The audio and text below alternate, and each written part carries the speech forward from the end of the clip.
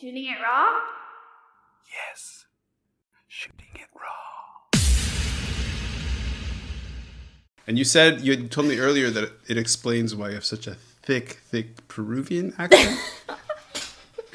My fake Welsh accent. Well, I'll explain a bit about the background of the photo first. So it was taken in an ice cream shop in Wales, in Beaumaris, called Red Boat Ice Cream Shop, I believe.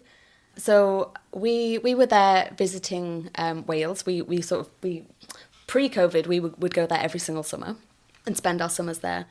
This was a really lovely holiday. So we all went there, all got ice creams, and my daughter was just licking her ice cream, and all of a sudden, both of us looked down at her ice cream, and we both just noticed that there was a tiny face, perfect, lovely little face in her ice cream.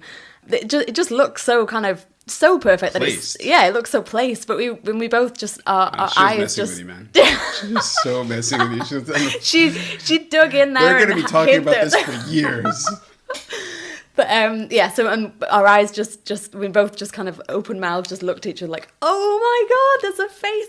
And it was just a really sweet memory of me and my eldest daughter, Mena. Nice. Let me describe the photo, if I may interrupt you so meanly. Sure. No. Okay, so aesthetically, so it's a snapshot. So the background is an out of focus wooden table, and you can sort of see the warm kind of tones of reds and yellows and browns, and then held up. Cutting. Did my version clip it? Did I know. send it to you clipped?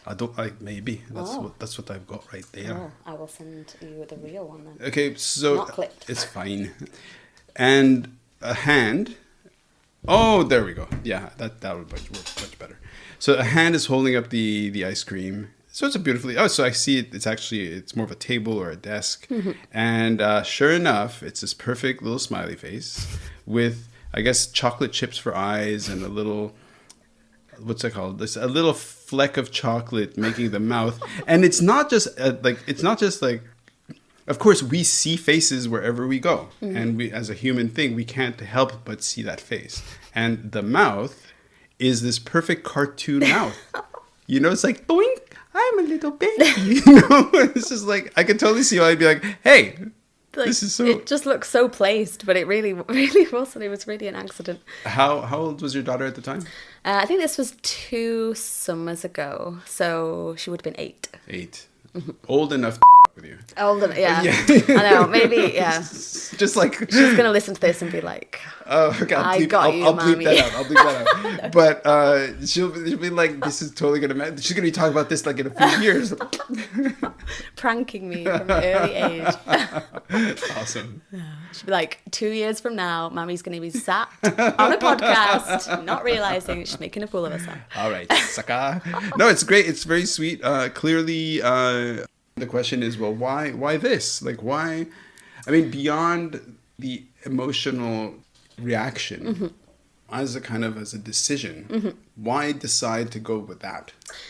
So for me, it was just a lovely, spontaneous moment. Again, it just brought me so much joy.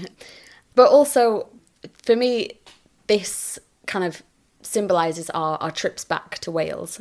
And like I said to you before, I moved to Wales when I was 18 for university and lived there for most of my adult life until I moved to Hong Kong. And I just absolutely fell in love with Wales. It's just so good, so cool, it's just so beautiful, so many cultural things that I just love about it. Me and my husband, we both learnt Welsh to fluency as adults. And so now we speak Welsh to all the kids, wow. Even here. And if you notice, all of the books are Welsh. Can I ask you, can I put you on the spot? Mm-hmm. Can you please say, I'm currently being interviewed by an idiot, and he asked me to speak in Welsh. Rwan dwi'n cael fy cyfweliad gan... What is idiot in Welsh? Ran will do. Okay. Rwan dwi'n mynd ar podcast efo'r rhyw dyn twp o'r enw Ran. And then what was the rest of it? I don't remember. Dwi'n meddwl mae'n person neis, ond dwi'n meddwl mae'n bach yn twp. באמת? Okay. I've lived a little bit. אל תדברי ככה, אני אדבר ככה, בסדר, נכון? Or is you got a different one? 你識唔識講中文都係 Ah, that's don't start. Don't start. I'm gonna raise you a Chinese. You're showing off now. Nice. Put me in my place. So clearly, what you studied in university must have been something really awful. What were you studying in university? It was psychology. And I also studied criminology, hence the awful dark side. That Really? just radiates from... Really? Criminology? Yes, yeah. So how many years was that program? So I actually dropped out of that program to study Welsh and to have my eldest daughter. But then I went back and I retook the whole degree with the Open University when I was having my second and third kids. So it all kind of came around and, you know, all made sense in the end. Right. Okay, so what pulled you guys from Wales to Hong Kong? So my husband got a job that allowed flexibility. His office is in San Francisco. We would go there quite a lot, sort of several times a year, and we really fell in love with San Francisco. And we kind of got the idea that we would like to move abroad somewhere. But then we went on one trip to San Fran, and lots of things happened. Like on several occasions, people sort of shouted at or, you know, did things to our daughter, who I guess was 4 at the time, and she became quite sort of scared. On one occasion, I saw a man pull a gun on like a 7-Eleven. You know, he sort of was going crazy and pulled a gun out.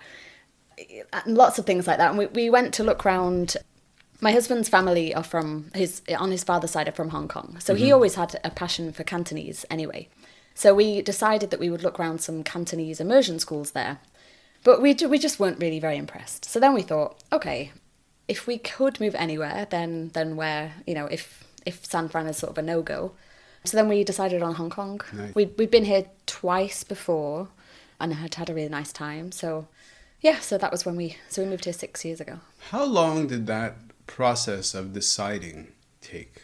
I think the year before we actually moved, we came here for a month, and that was when we were really thinking this is sort of almost like a small trial run. And that I remember on that trip we were doing things like thinking about, you know, like we visited Sha Tin, and we kind of thought this is maybe where we would choose to base ourselves. So I think I believe that was the year before we decided to make the final jump. So one of the things that I do, slurp away. You're drinking your coffee. I was trying to do it so quietly.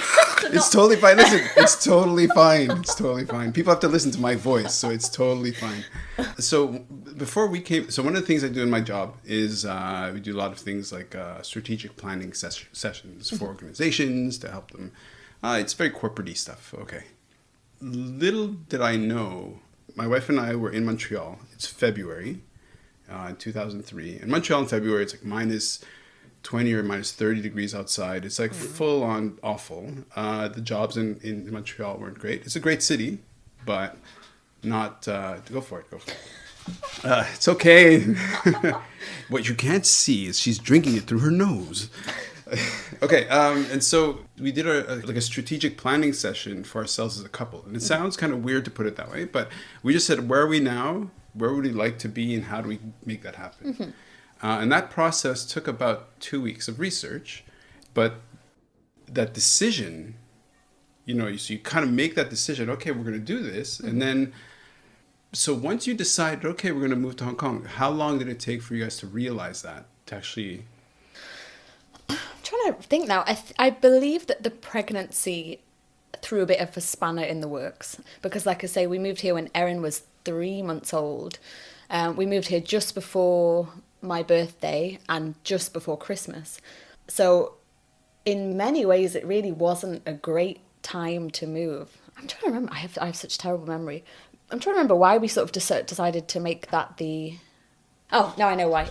It was because I was starting a course at the Chinese University of Hong Kong starting in January. That was why. So even Murder though... Weapons of the Rich and Famous? What was that course? It was Cantonese. That's Cantonese. Yeah. Okay. Yeah. I thought we're still going with the theme of criminology. Okay, Cantonese, nice. Yeah, so we really wasn't ideal circumstances to move, really. Right. But we just needed to get in before the January start date.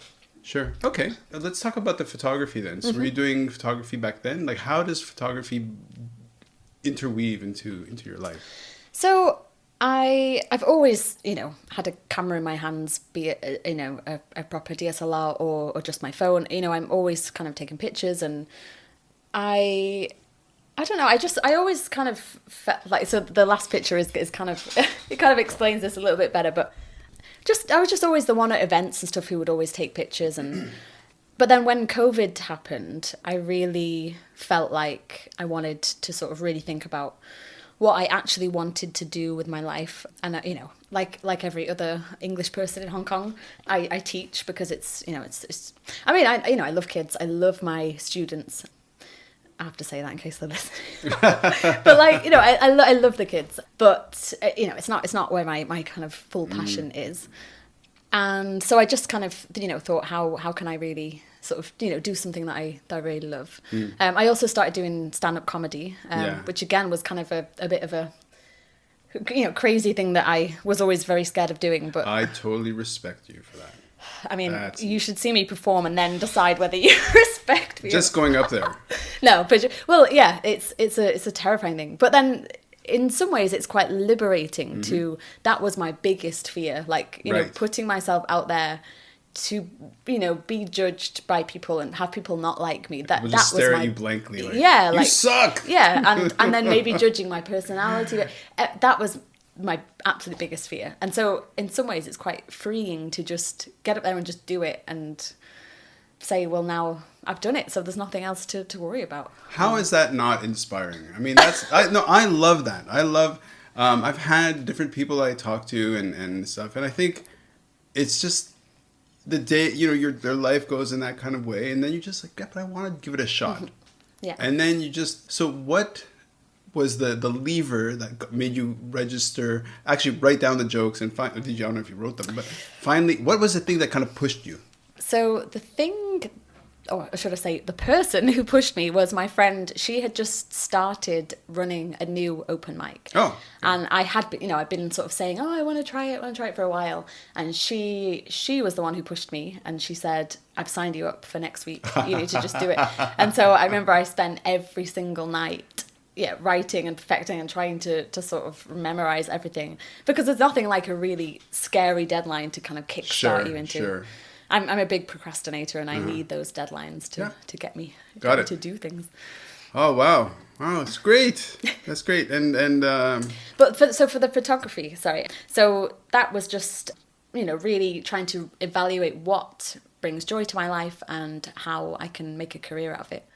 And I just felt like I feel like I have an okay eye for photography and composition and stuff, but the technological side was just not particularly there. Like I could do some basic things and some very basic edits, but again, because I'm such a perfectionist, I told myself, like, at some point in the future you can maybe you can do a course or blah blah blah, don't do it until then. And then I just sort of decided, no, I'm just going to start now and just build it from, most people, everyone starts from somewhere. I love right? it. Yeah. I love it. So I one time we were in quarantine for 2 weeks, and I just decided these 2 weeks I am going to make myself a website, and I'm going to put that perfectionist side voice to one side, just get like a MVP, like a, what do you call it, An MB what? MVP, like a something viable product. What is it called? Minimal viable product. Okay. So just something out there so that I can just have some kind of skeleton of a career, I guess. So I just did that in those 2 weeks. I even started to build a portfolio just using my husband and my 3 kids, using like these lamps. Nice. And I already had the camera, so just kind of just get it done and just. Good for you. So I've really built it from there. So that was only maybe 6 months ago. And here you are on a podcast talking about your photography. Yeah, I love it. Could have been months ago if I'd have replied to your email. No, it's all good. It all happens when it's supposed to happen. I love it. What I really kind of get a kick out of, I saw your images more studio based. And then I say, hey, I've got you on the podcast, send me 3 images. And most people take it as an opportunity to show off their better work. And not to say this isn't good. No, like, you know, but you send me images that are an image is evocative of a certain time and place and all that stuff. Some people use images to sell a product. So it's not even about a time and place. Here you are, a kind of neophyte, commercial photographer, like professional. I want to make money from photography. So yeah, so I think it's on the one hand interesting. On the other hand, maybe there's a bit of fear there. The like imposter syndrome. Maybe, I still have that to some extent. I'm getting better at turning that voice down and, you know, just saying, everybody. You know, I've just heard that this is actually very common. Yeah, you're a human being. Yeah, and you know, everybody starts out, and actually you know, it's even getting to the point now where I am getting clients through, I have no idea how, you know, they're not sort of friends of friends. They're just, I have no idea how, and that just feels amazing. I feel like I'm doing it, and I'm. So plug your website. Oh, okay. When is this podcast coming out? I need to revamp it before it comes out. It's live right now. Right now it's live. It's being broadcast but only to one person in Lithuania who doesn't speak English. No, come on. What is the URL? Okay, so it's. Be big. So it's www.asherchanphotography.com. How do you spell your name? ASHER. HER. What's a H? H-E in local terms. H. Sorry, I'm just being an idiot. How would you say it? H. H. How would you say it? H. It's okay. There is an You're gonna be like, I'm talking to this idiot who's just getting on my case. So Asher. Yeah. ASHER. Yeah. Yeah. Chan. How do you spell Chan? CHA. There it is again. C. Luckily, I have a pop filter over the mic. I'm just being an idiot. CHAN.com? Asher Chan Photography. Asher Chan Photography. Don't ask me how to spell. I don't know how to spell photography, but it's .com. Yeah, It'll .com. be in the description. Oh, dude, listen, fist bump, elbow bump. Oh, that was good. That's really good. Let's go to the third photo.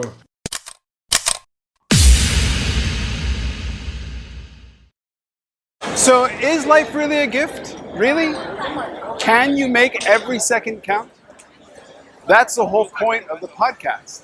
So, if you like what you've seen and you're inspired, because that really is my mission, then please give it a like, subscribe, and share. Shooting it raw? Yes, shooting it raw.